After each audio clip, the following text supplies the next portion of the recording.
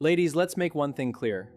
Being a truly intelligent woman has nothing to do with collecting degrees, knowing every answer, or having a perfect life. Real intelligence goes much deeper. It shows in how you carry yourself, how you think, how you respond to challenges, the decisions you make, and the kind of life you intentionally build.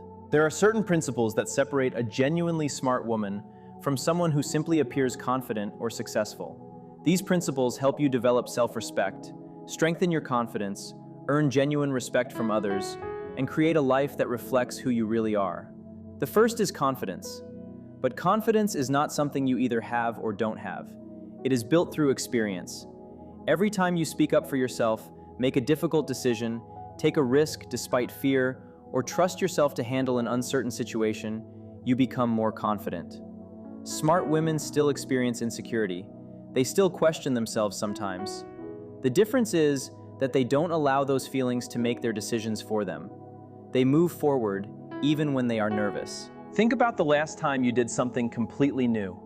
Maybe you spoke during an important meeting, traveled somewhere alone, walked away from a situation that wasn't healthy, or made a decision that frightened you. You probably didn't feel completely prepared, but you did it anyway.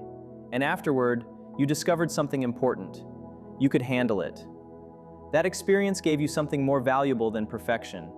It gave you evidence that you are capable. Confidence is a skill, not simply a personality trait. And just like any other skill, it becomes stronger through practice. Many people assume confidence comes after success, but often it works the other way around. You act first, learn from the experience, and confidence grows afterward. So start taking small, uncomfortable steps every day. Your mind naturally prefers safety and familiarity. When you move beyond your comfort zone, fear immediately starts asking questions. What if I fail? What if people judge me? What if I'm not good enough? But those thoughts are not predictions. They are fear trying to protect you from uncertainty. You don't need to wait until you feel fearless. You need enough courage to take the first step. Confidence often arrives after courage, not before it. And this is where failure becomes important. Failure is not proof that you are incapable. It is information. Every mistake, rejection, disappointment, and setback can teach you something that success sometimes cannot. The strongest women you admire were not born without fear. They faced difficult moments too. They experienced rejection, embarrassment, uncertainty, and self-doubt. But they continued. Every obstacle they survived became another reason to trust themselves. Real confidence means being afraid and moving forward anyway. Practice speaking even when your voice isn't perfectly steady. Make decisions without constantly defending or explaining yourself. Take up space without apologizing for existing. Stop waiting for someone else to give you permission to pursue the life you want. And stop measuring yourself against other women. The moment you use someone else's achievements, appearance, relationship, lifestyle, or social media presence as the measurement of your worth, you hand your power away. Your confidence should come from knowing yourself, not from being ahead of someone else. You don't need outside approval to prove that you matter. Another essential principle is emotional intelligence. A smart woman doesn't allow every emotion to control her behavior. When something upsets her, she doesn't immediately react from anger, fear, or impulse. She creates space between what she feels and what she chooses to do. She pauses, she thinks, she listens to her instincts, then she responds with intention. That doesn't mean suppressing emotions. It means understanding them without allowing them to run your life. This ability helps her communicate clearly, make better decisions, and maintain her dignity even during difficult situations. Financial independence is another major part of becoming a strong and capable woman. You don't have to become wealthy overnight, but you should understand your own finances. Know where your money goes. Learn how to budget, save, invest, and prepare for the future. Depending entirely on someone else financially can limit your choices and make it harder to walk away from situations that no longer serve you. A smart woman takes responsibility for her financial future because independence gives her options. Then there are boundaries. Smart women understand that boundaries are not walls designed to push everyone away. They are clear standards that communicate how they expect to be treated. For years, many women have been encouraged to keep everyone happy, say yes when they really mean no, avoid difficult conversations, and constantly put other people's needs ahead of their own. But when you never establish your limits, other people eventually decide those limits for you. That is how resentment, exhaustion, and emotional burnout begin. Boundaries are ultimately about self-respect. If you don't honor your own time, energy, values, and limits, you cannot expect everyone else to honor them either. And setting boundaries does not make you selfish. Saying no does not make you cruel. Protecting your peace does not mean you don't care about people. It simply means you understand that your kindness should never require you to abandon yourself. Finally, truly smart women never stop learning. The world changes constantly, and staying the same simply because change feels uncomfortable can hold you back. Read, listen, ask questions, explore new ideas. Be willing to admit when you don't know something. Intelligence is not pretending to have every answer. It is remaining curious enough to keep discovering better ones. A smart woman allows herself to evolve. She adjusts when circumstances change, learns from her mistakes, challenges her own assumptions, and keeps working toward a stronger version of herself. So, being a smart woman isn't about knowing everything or never making mistakes. It is about developing confidence, managing your emotions, becoming financially responsible, protecting your boundaries, and staying committed to growth. Most importantly, it is about trusting that you are capable of creating a life you genuinely respect. You don't have to become someone else to become powerful. You have to stop abandoning yourself. The woman you want to become is not somewhere far away. She is being built through every courageous decision, every boundary you enforce, every lesson you learn, and every time you choose yourself. The question is no longer whether you are capable. The question is whether you're ready to start acting like you already are. Smart women understand that boundaries are not about pushing people away. They are a form of self-respect and self-care. They communicate a simple message: this is what I am comfortable with, and this is where I draw the line. The first step is figuring out where those lines actually need to exist. Ask yourself what constantly drains you, what makes you feel disrespected, and what situations leave you feeling used or taken for granted. Pay attention to the moments when you feel frustrated, uncomfortable, resentful, or emotionally exhausted. Those feelings often reveal where your boundaries have been ignored. Once you recognize the problem, communicate your limits clearly. You don't need a long speech or an elaborate explanation. You can simply say, "I can't take that on right now.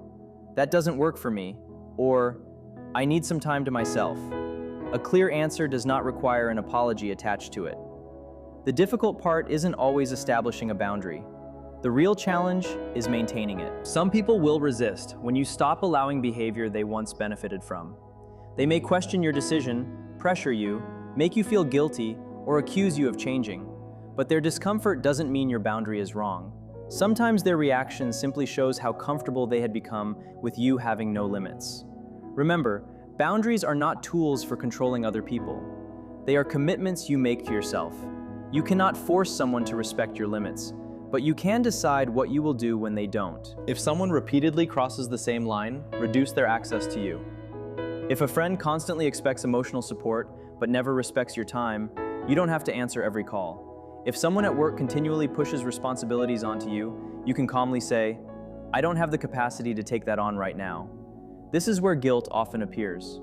If you've spent years putting everyone else first, choosing yourself may initially feel uncomfortable.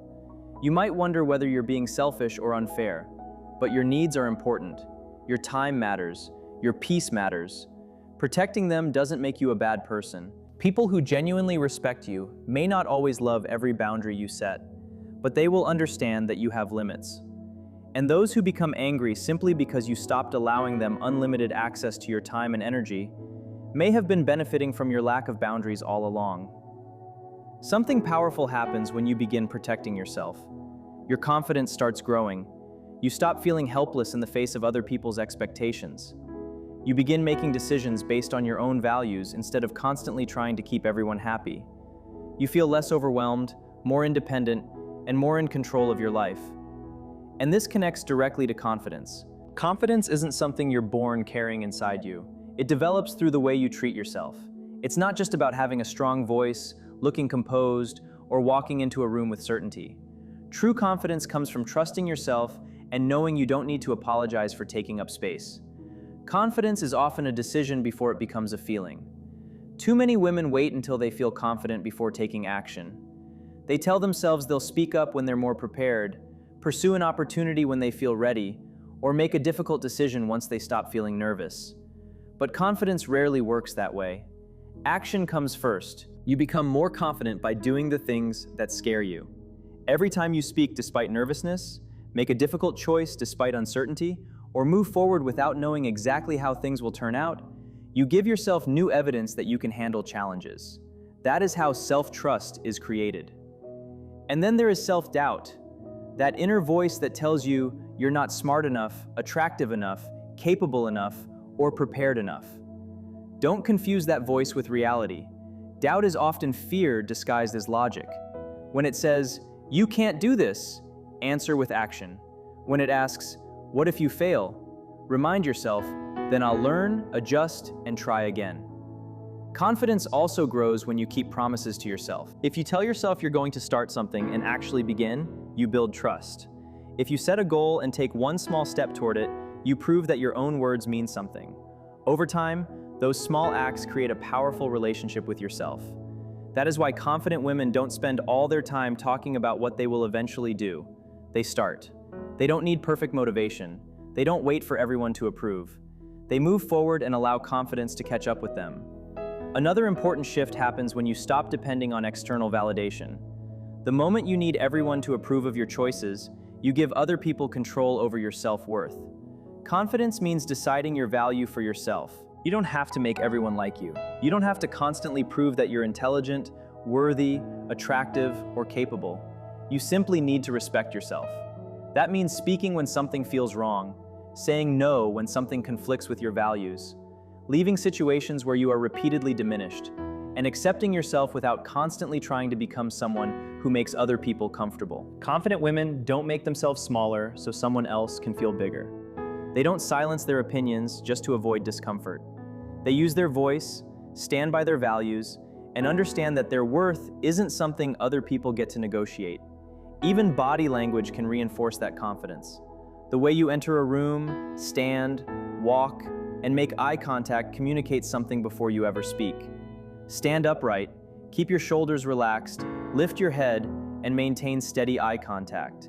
You don't have to wait until you feel powerful to begin carrying yourself with confidence. And remember, failure doesn't cancel confidence. It strengthens it when you learn from it. Every successful person has experienced rejection, mistakes, embarrassment, and setbacks. What separates resilient people is that they don't interpret failure as proof that they are failures. They see it as part of the learning process. Confidence isn't the absence of fear. It is the willingness to move while fear is still present. The same principle applies to boundaries. Saying yes to everyone may make you feel helpful in the moment, but constantly sacrificing yourself eventually creates exhaustion and resentment. Every unnecessary yes can become a no to your own priorities, your peace, your goals, and the things that matter most. That's why boundaries are not selfish. They are necessary. Start noticing where resentment and exhaustion repeatedly appear in your life. Those emotions may be telling you that something needs to change. Maybe it's a friend who constantly takes without giving back. Maybe it's a relative who repeatedly ignores your personal space. Maybe it's a workplace responsibility that consumes far more of your time than it should. Whatever the situation is, don't ignore the signal. Recognize it, name it, decide what needs to change, then communicate your boundary and be prepared to honor it. Because ultimately, boundaries teach others how much access they have to you, while confidence teaches you that you are strong enough to protect those boundaries. You don't need permission to choose yourself. You don't need to justify every decision. And you don't need to become harder or colder. You simply need to become clearer about what you will accept, what you will no longer tolerate, and what kind of life you want to protect. The second part of creating healthy boundaries is communication. People cannot respect a limit they don't know exists. Smart women don't expect everyone around them to automatically understand what they need. They communicate it clearly and directly. And they don't communicate from anger, guilt, or fear. They speak with calm confidence. Instead of saying, "I'm so sorry, but I really can't," they can simply say, "I need some time for myself." Instead of creating a long explanation to justify a decision, they state what they need and leave it there. The way you communicate a boundary matters. When you sound uncertain, people may assume the decision is open for negotiation. When you communicate it with calm certainty, you make it clear that you've already made your choice. Of course, not everyone will appreciate your boundaries. That's okay. People who genuinely care about you may need time to adjust, but they will ultimately respect your limits.